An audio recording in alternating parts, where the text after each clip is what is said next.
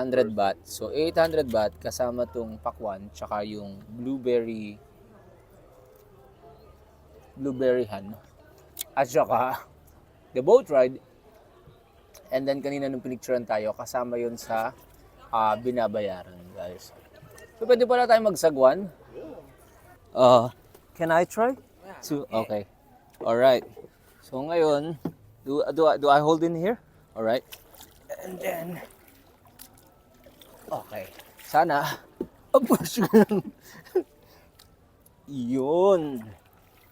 Ang bigat kasi ni Redemptor eh. Then, on the other side also? Okay. Okay. Pinapakalaman natin yung mababangga na tayo.